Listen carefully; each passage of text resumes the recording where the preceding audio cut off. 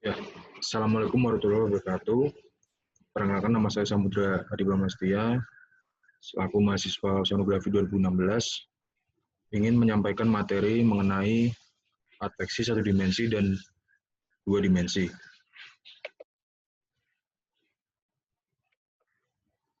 Nah, pertama-tama marilah kita mengetahui apa sih definisi dari persamaan adveksi terlebih dahulu.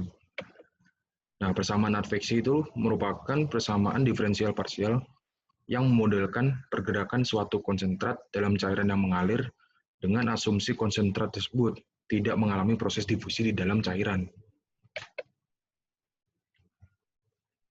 Nah, umumnya kita mengetahui persamaan dasar dari persamaan adveksi adalah diwakilkan sebagai rumus sebagai berikut, yang adalah do F per do T sama dengan minus U do F per do X. Yang sebagaimana F itu sebagai konsentrasi suatu zat terlarut, U adalah kecepatan, T adalah waktu, dan X adalah arah sumbu horizontal.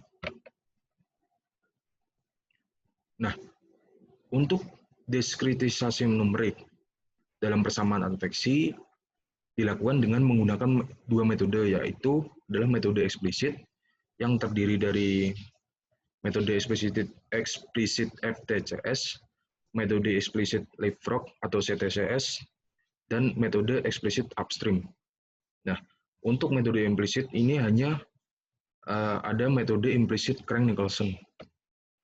Nah, perbedaan dari dua metode ini adalah di dalam metode eksplisit ini dia memiliki nilai awal dan syarat batas yang nanti akan saya terangkan. Sedangkan untuk metode implisit tidak memiliki syarat awal dan nilai batas.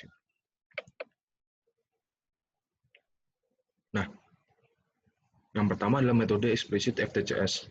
Jadi metode FTCS ini adalah pendekatan beda maju untuk turunan waktu dan beda pusat untuk turunan ruang. Nah, nanti persamaan adveksi ini dapat didiskritisasi menjadi rumus sebagai berikut. Fm n pangkat n plus 1 sama dengan Fn pangkat n min U dikali delta T per 2 delta X dalam kurung Fm pangkat n plus 1 dikurang Fm pangkat n min 1. Nah, sedangkan untuk metode eksplisit Leapfrog, bedanya adalah kalau metode ini menggunakan pendekatan beda pusat untuk turunan waktu dan beda pusat untuk turunan ruang. Karena itu namanya adalah center in time and central in space. Nah, persamaan adveksi satu dimensi ini dapat diskritisasi menjadi Fm pangkat n plus 1 sama dengan Fn pangkat n min 1 dikurangi U delta T per delta X dalam kurung Fm pangkat n plus 1 dikurang Fm pangkat n min 1. Nah, yang ketiga adalah metode eksplisit upstream. Pada metode ini digunakan pendekatan metode beda maju untuk turunan terhadap waktu. Nah, sedangkan untuk turunan terhadap ruang, ini nanti dilakukan dengan melihat arah kecepatan U. Nah, nanti jika U itu lebih dari 0, turunan terhadap ruang nanti menggunakan pendekatan beda mundur.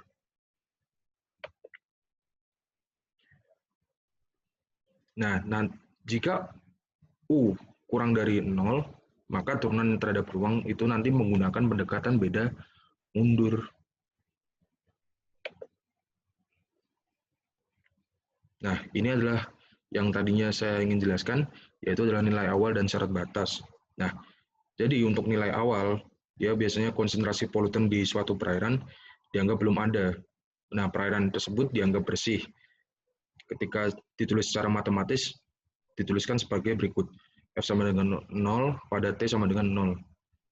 Nah, untuk syarat batas, sumber polutan dianggap dari hulu atau hilir. Nah, jika terhadap sumber kontinu dari hulu, maka akan secara matematis dapat ditulis sebagai berikut.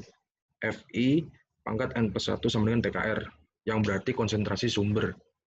Nah, nilai konsentrasi di batas itu nanti dianggap sama dengan nilai grid di sebelumnya.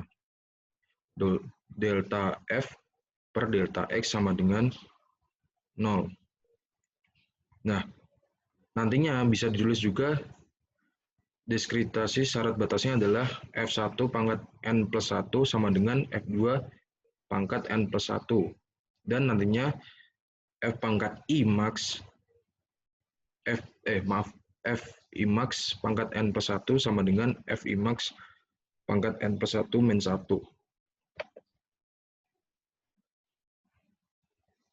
Kita masuk ke dalam persamaan adveksi dua dimensi.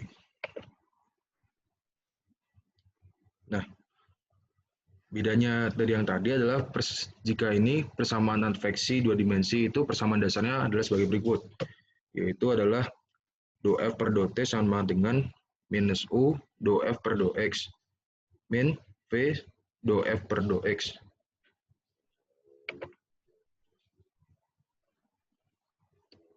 Nah, biasanya untuk diskritisasi metode eksplisit ini menggunakan metode eksplisit upstream. Nah, ini proses diskritisasi model dua dimensi pada bagian suku adveksi umumnya menggunakan metode eksplisit upstream sebagai berikut. Nah, metode eksplisit upstream pada model dua dimensi adveksi itu nanti merupakan persamaan beda hingga dengan metode ini menggunakan pendekatan beda maju untuk turunan waktu. Sedangkan untuk turunan terhadap ruang nantinya menggunakan pendekatan dengan melihat arah kecepatan U. Nah, nanti jika U itu lebih dari 0, maka turunan terhadap ruang menggunakan pendekatan beda mundur.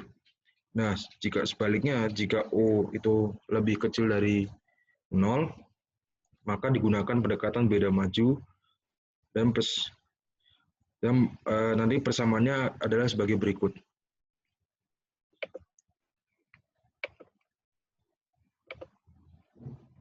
Ya, sekian dari presentasi dari saya. Mohon maaf bila banyak kekurangan. Terima kasih atas perhatiannya. Wassalamualaikum warahmatullahi wabarakatuh.